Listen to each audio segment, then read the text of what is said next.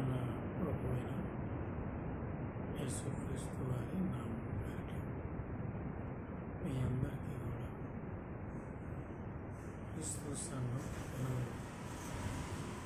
వారి తరఫున మీ అందరిలో వందనాలు సమర్పిస్తూ ఉన్నాను. ఈరోజు ఈ వీడియో చేయడానికి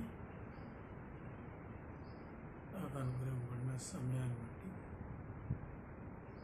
తండ్రి అయిన దేవునికి యేసుక్రీస్తు ద్వారా స్తోత్రం చెల్లిస్తున్నాం. దేవుని వాక్యాన్ని చదువుకుందామండి.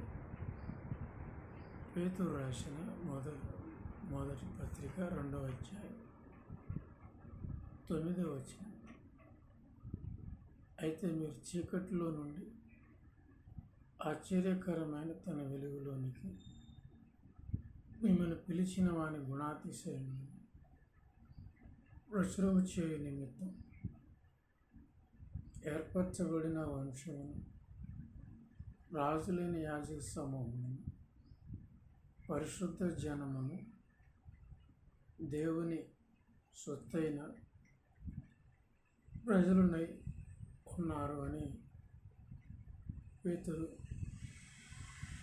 తన మొదటి పత్రికలో ఈ సంగతిని తెలియజేశారు.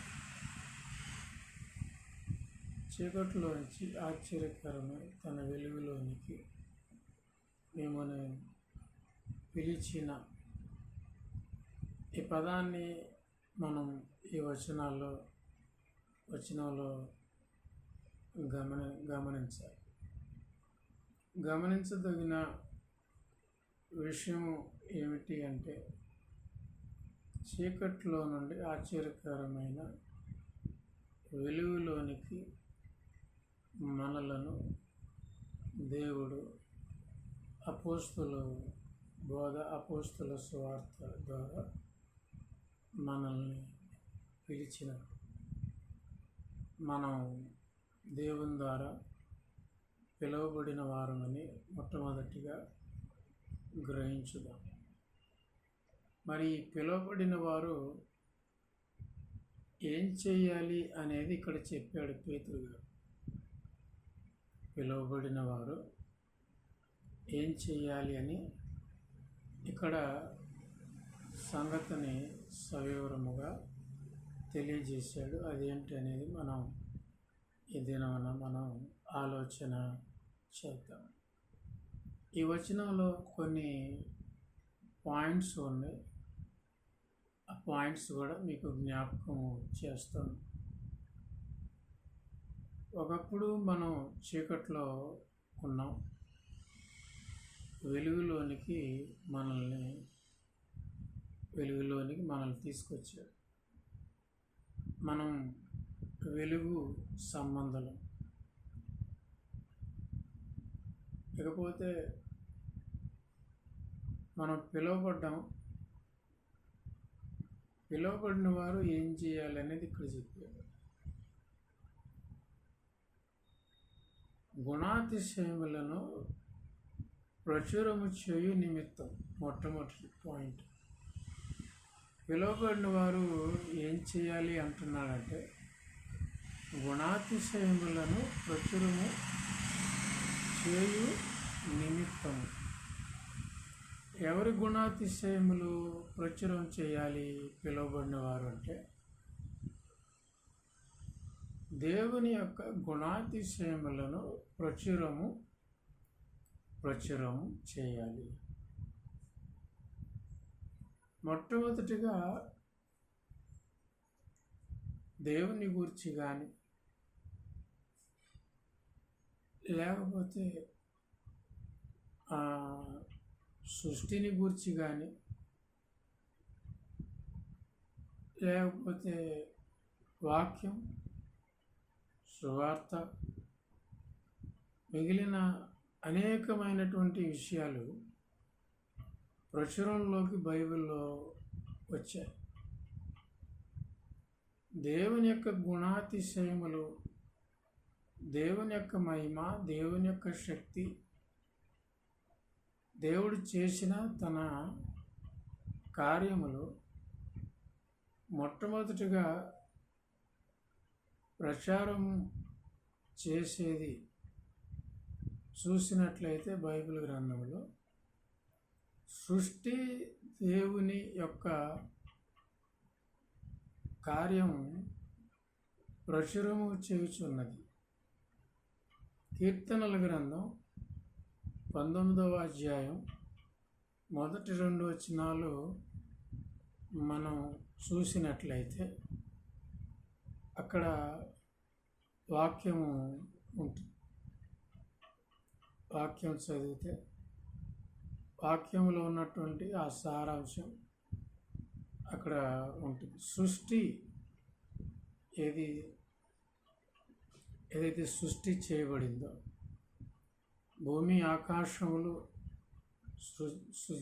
సృష్టి చేయబడిందో, ఈ సృష్టి దేవుని యొక్క చేతి పనిని అది వివరించుంది. ఎలా వివరిస్తుందండి? నోరు లేదుగా, శరీరం లేదుగా, అది ఎలాగ ప్రచురము చేయుచు ఉన్నది, ఎలాగ తెలుపుతూ ఉన్నది అనే ఆలోచనలు వస్తాయి. ఒకసారి మనం కీర్తనల గ్రంథంలోకి మనం వెళ్ళినట్లయితే 19వ అధ్యాయం అక్కడ ఉంటుంది. ప్రచురం చేస్తున్నట్లుగా, ప్రచురం అంటే ప్రకటిస్తున్నట్లుగా ఉంటుంది. కాబట్టి ఆ సృష్టియే ప్రచారం చేయుచున్నప్పుడు మనం ఎందుకు చేయకూడదు? దేవుని యొక్క గుణాతిశయములను, తన దైవత్వాన్ని, తన నిత్యశక్తిని ఎందుకు మనము ప్రచురం చేయకూడదు? లేదండి, ప్రచారం చేసే వాళ్ళు వేరే వాళ్ళు ఉన్నారు, నాకు ఏం సంబంధం లేదు, నేను ప్రచారం చేయను అని అంటే అది కుదరని పని. అసలు మనం పిలువబడిందే అందుకు అని పేతురు చెప్తున్నాడు. ప్రచురం చేయాలి, మనం ప్రకటన అనేది చేయాలి. పౌలు అన్నాడు, ప్రకటించని ఎడల నాకు శ్రమ అని పౌలు అన్నాడు. కాబట్టి ప్రకటన అనేది ఏ విధంగా చేతనైనను ప్రకటన అనేది మనం ప్రకటించాలి. దేవుని గురించి ప్రకటించాలి, బైబిల్ గురించి ప్రకటించాలి. ప్రకటించే పనిలో మనం కొంత సమయం మనం వెచ్చించాలి. తర్వాతది 2వ పాయింట్, ఏర్పరచబడిన వంశమును అన్నాడు. ఎవరిళ్ళు? చీకటిలోంచి వెలుగులోనికి పిలిచిన వాళ్ళు ఉన్నారే, వాళ్ళు ఏర్పరచబడిన వంశము. వీళ్ళని ఏర్పాటు చేసుకున్నాడు దేవుడు, ఏర్పాటు చేసుకున్నాడు. బైబిల్ గ్రంథంలో ఆదికాండం నుండి చూస్తే కుటుంబంలో ఒక వ్యక్తిని దేవుడు ఏర్పాటు చేసుకొని తన ద్వారా యాజకత్వ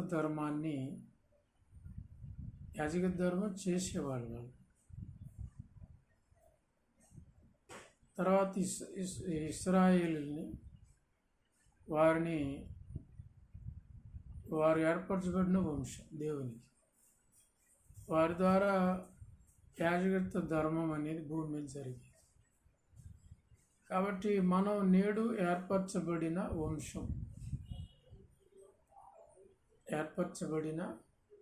వంశము అని అంటున్నాడు. తర్వాతది రాజులైన యాజక సమూహం, తర్వాత పరిశుద్ధ జనం అంట, తర్వాత దేవుని సొత్తైన ప్రజలనై ఉన్నారని చెప్పాడు.